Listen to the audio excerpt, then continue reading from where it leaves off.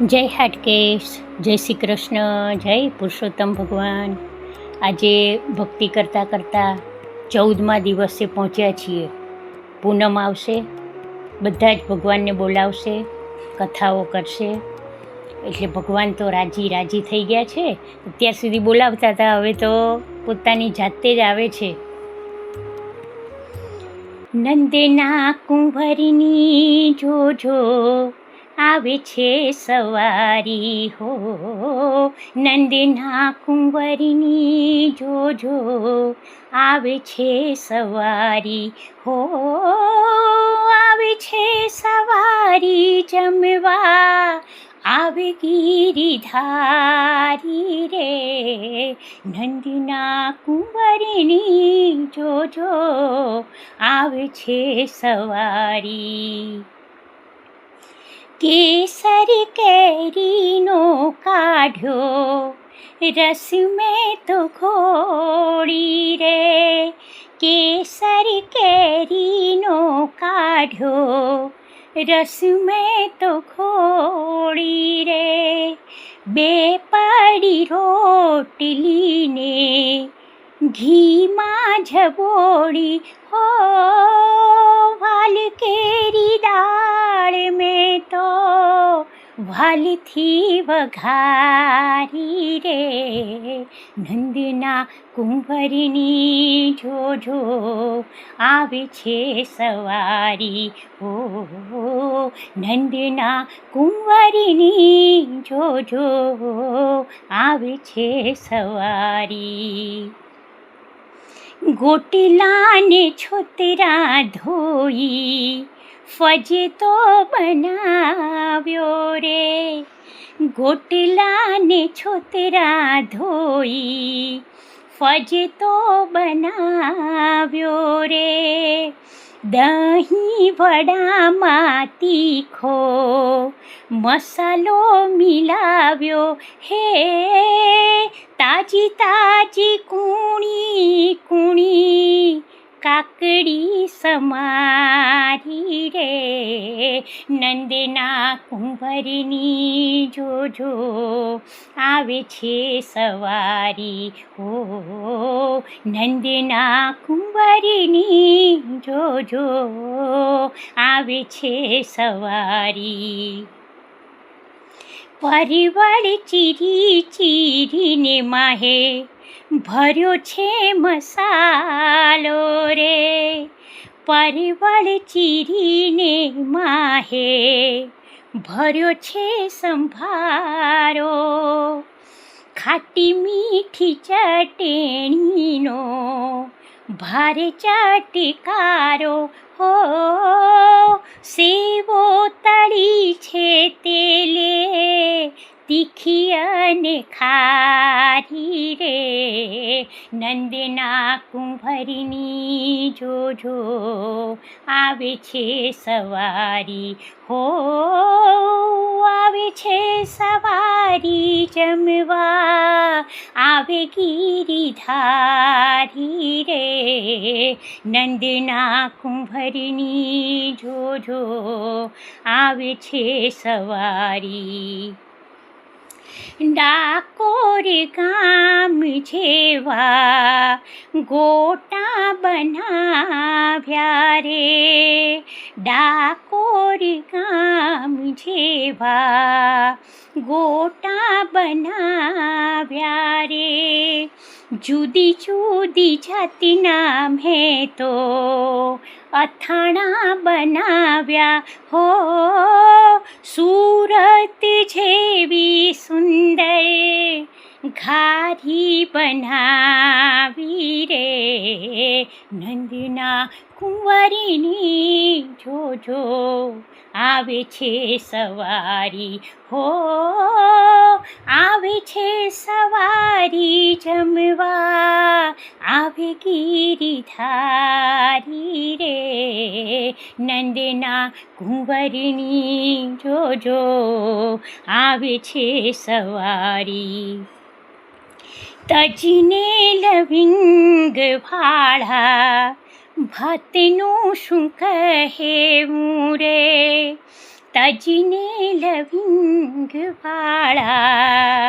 ભાતનું શું કહેવું, બનારસી પાનનું બીડું નથી જેવું તેવું, હે યમુનાના જળની મેં તો ભરી મૂકી ઝારી રે, નંદના કુંવરીની જોજો આવે છે સવારી, હો આવે છે સવારી જમવા આવે ગિરિધારી રે, નંદના કુંવરીની જોજો આવે છે સવારી.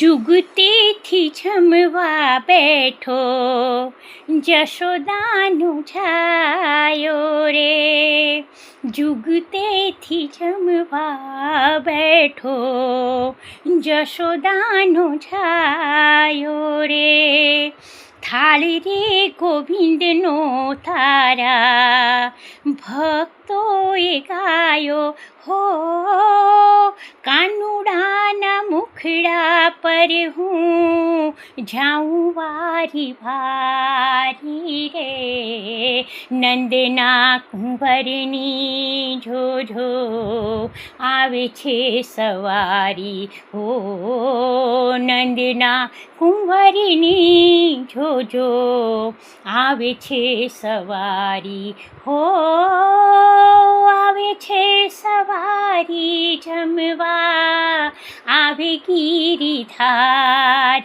રે, નંદના કુંવરીની જોજો આવે છે સવારી.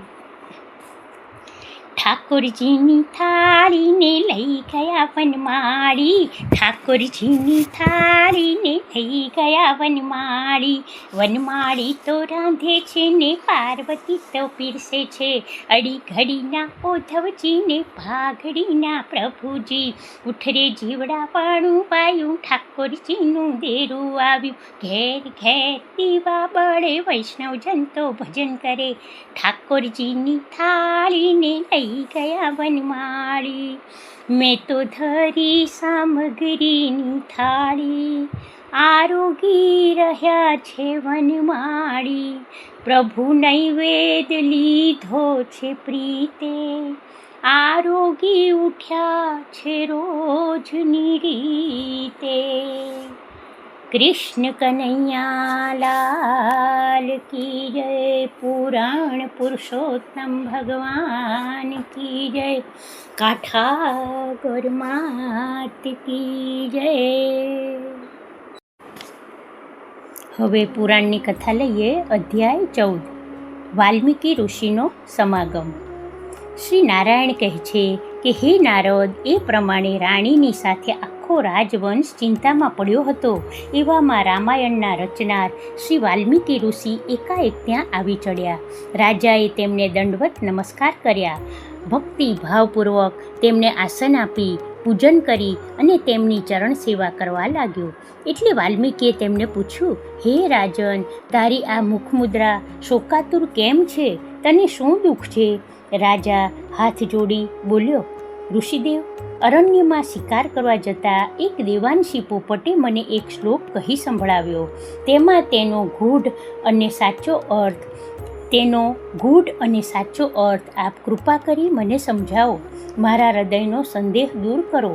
રાજપાટ, સ્ત્રી, પુરુષ, પરિવાર એ બધું મને મારા કયા પુણ્ય પ્રભાવથી મળ્યું છે? એ પ્રમાણે રાજાના વચનો સાંભળી વાલ્મીકી ઋષિએ પ્રાણાયામ કરી 2 ઘડી સમાધિ ચડાવી. પછીથી આંખો ઉઘાડી રાજાને કહેવા લાગ્યા, હે રાજા, તું તારા પૂર્વજન્મનું વૃત્તાંત સાંભળ. ગયે જન્મે તું દ્રવિડ દેશમાં સુદેવ બ્રાહ્મણને નામે તામ્રવર્ણી નદીને કિનારે રહેતો હતો. તે વખતે તું પરમ ધાર્મિક, સત્યવાદી, ભક્તિપરાયણ અને સંતોષી હતો. તારી પત્ની ગૌતમી પણ સતી સાધ્વી હોય, પાર્વતી જેમ શંકરની સેવા કરે છે તેમ તારી સેવા કરતી. ઘણો કાળ સુખમાં વીતવા છતાં તને સંતાન પ્રાપ્તિ થઈ નહીં. એક વેળા પતિ પત્ની એકાંતમાં બેઠા હતા ત્યારે પતિએ પત્નીને દુઃખી દિલે કહ્યું કે હે સતી, આપણે બધી વાતે સુખી હોવા છતાં સંતાન સુખથી વંચિત છીએ. પુત્ર વિનાનો આપણો જન્મ એ વૃથા છે, એટલે કે ખોટો છે. પુત્ર વિના પિતૃઓનો ઉદ્ધાર નથી, એટલે મને આ સંતાનહીન જીવન જીવવું ઝેર જેવું થઈ પડ્યું છે. એ સાંભળી પતિવ્રતા ગૌતમીએ પોતાની પ્રેમાળ અને મધુર વાણીથી પતિને દિલાસો દેવા માંડ્યો. હે પ્રાણેશ્વર, તમારા જેવા વિદ્વાન અને વિષ્ણુ ભક્ત માણસે આવો મોહ અને ક્ષોભ રાખવો ઉચિત નથી. અગાઉ ચિત્રકેતુ નામનો રાજા તમારી જ માફક પુત્રના શોકમાં દુઃખી થતો હતો. તેને નારદ તથા અંગીરા ઋષિએ આવી અને સદબોધ દઈ ચિંતા મુક્ત કર્યો હતો. ચિત્રકેતુ રાજા દુષ્ટ પુત્રથી કંટાળી વને વન ભટકતો થઈ ગયો હતો. સુપુત્ર જન્મે તો કુળની 71 પેઢી તારે છે, પરંતુ કુપુત્ર જન્મે તો હેરાન ગતિનો પાર નથી.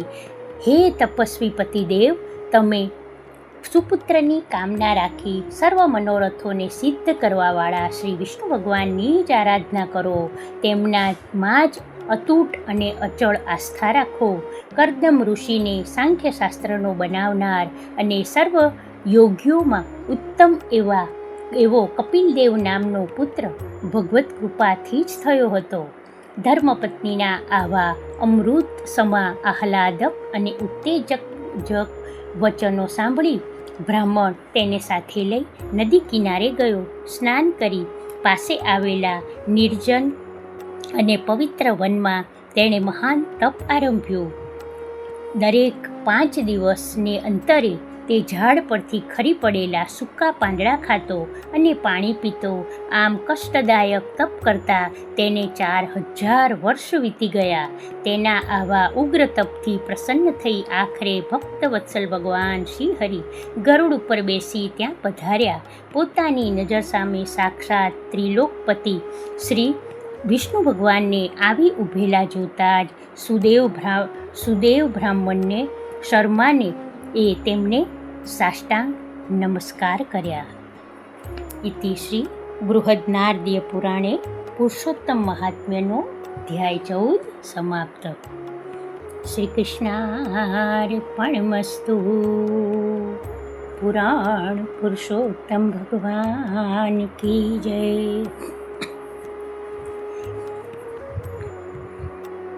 આ બધી કથાઓ યુગોથી ચાલતી આવે છે. આ સતયુગમાં પણ બધા આટલું બધું જીવતા હતા. અત્યારે આમ એમ લાગે કે કદાચ શું હોય, કશું જ અશક્ય નથી. હવે લઈએ કાઠાગોરની વાર્તા. બોલો શ્રી કાઠાગોર માત કી જય. પછી લઈએ દ્રષ્ટાંત કથા. પુરુષોત્તમ માસ આવ્યો છે. આખા ગામની સ્ત્રીઓ નદીએ નાહીને કથા વાર્તા સાંભળે છે. કાઠાગોર પૂજે છે. સાસુ અને વહુ હતા. સાસુ તો સહેલીઓ સાથે ગાતી ગાતી જાય છે.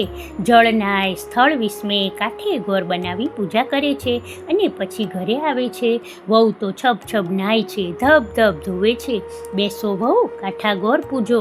ના રે બાઈ, મારે ઘેર કામ છે, એ તો નવરાની નિશાની છે, એમ કહી ઘેર આવે છે. હવે વહુનો તો કાઠાગોરનો શ્રાપ લાગ્યો. રા રવાળેથી ન આવ્યો, દીકરો વાડીએથી ન આવ્યો, વહુ પિયરથી ન આવી, દીકરી સાસરેથી ન આવી, પારણું ઝૂલતું મટ્યું. સાસુએ તો જાણા જોશી તેડાવ્યા છે અને પ્રશ્ન પૂછ્યા છે. બ્રાહ્મણે કહ્યું, તમારી વહુને કાઠાગોરનો શ્રાપ લાગ્યો છે. બીજે દાડે સાસુ વહુએ ધૂપ દીપ લીધા છે. છાબડીએ ફૂલ, ડાબડીએ કંકુ લઈ સાહેલી સાથે ગાતા ગાતા નદીએ જઈને નાયા છે. કથા વાર્તા સાંભળી છે ને ગોર માને પૂજ્યા છે.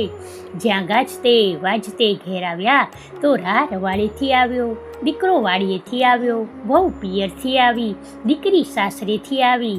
કપાળે ટીક્કો, કાંખમાં કિક્કો, ઝૂલતું પારણું, ઘૂમતું અલોણું, ગોઠણ સમી છાસ, કોણી સમૂહ માખણ, ખળખળતી ખીચડી, સુવાવડી દીકરી થઈ છે.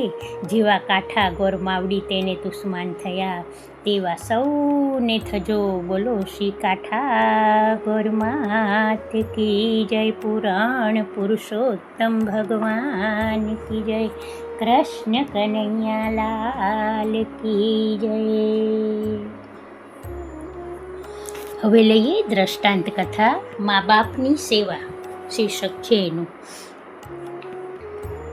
એક ખેડૂત હતો, તેને 7 દીકરા અને 7 વહુઓ, 7 જુદા જુદા રહેતા હતા અને આ ડોસો અને ડોસી પણ જુદા રહેતા હતા. હવે પુરુષોત્તમ મહિનો આવ્યો એટલે ડોસા ડોસીએ કહ્યું કે આપણે કોઈ એક દીકરા ભેગા રહીએ અને પુરુષોત્તમ મહિનાનું વ્રત કરીએ. એમ નક્કી કરી અને મોટા દીકરાને ઘેર ગયા તો મોટા દીકરાએ ના કહી અને સૌથી નાનો 7મો દીકરો હતો તેણે હા કહી. નાનો દીકરો ઘરમાં ગરીબ હતો, 3-4 છોકરા હતા. ડોસા ડોસી નાહી ધોઈ કથા વાર્તા સાંભળીને ઘરે આવે છે. વહુ તો હાથમાંથી તેના ભીના લુગડા લઈ લે છે અને દરવાજા ઉપર નાખે છે. દરવાજાની પાછળ એક કોઠી છે, તેના ઉપર આ પાણીના ટપકા પડે છે તો એ કોઠીમાં મોતીના દાણા થઈને રહે છે. એમ કરતાં કરતાં મહિનો પૂરો થયો છે તો કોઠી મોતીથી છલકાઈ ગઈ. એટલે દીકરાએ તો બ્રાહ્મણને જમવાનું કહ્યું અને મા બાપનો પુરુષોત્તમ મહિનો ઉજવે છે. ત્યારે મા બાપે કહ્યું કે આપણે તો ગરીબ માણસને આટલું ખર્ચ તું ક્યાંથી કરે છે? દીકરાએ કહ્યું કે તમારા વ્રતના પ્રતાપથી પુરુષોત્તમ ભગવાન પ્રસન્ન થયા છે અને મોતીથી કોઠી ભરાઈ ગઈ છે, એટલે વ્રતનું ઉજવણું કરવું છે. એમ કહી તેમણે બ્રાહ્મણોને જમાડી અને ખૂબ દક્ષિણા આપી અને વ્રત પૂરું કર્યું. પેલા બધા દીકરાને વિચાર આવ્યો કે આની પાસે તો કંઈ નહોતું અને આ બધું ક્યાંથી આવ્યું? નાના ભાઈએ કહ્યું કે મા બાપની સેવાથી પુરુષોત્તમ ભગવાન પ્રસન્ન થયા. મોટા દીકરાએ કહ્યું કે આવતા પુરુષોત્તમ મહિનામાં મા બાપને અમે રાખશું. બીજો પુરુષોત્તમ મહિનો આવ્યો.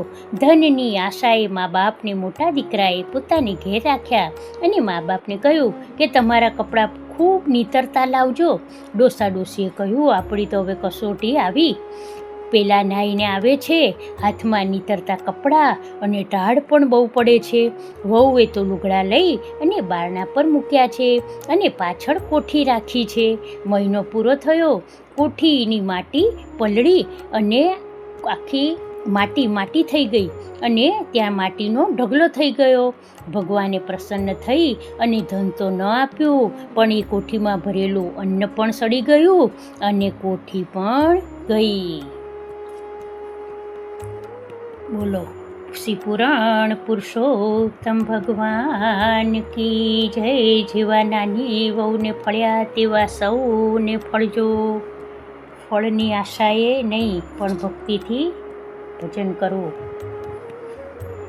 કૃષ્ણ કનૈયા લાલ કી જય, કાઠાગોર માત કી જય. નમઃ પાર્વતી પતયે, હર હર મહાદેવ હર. જય પ્રભુ.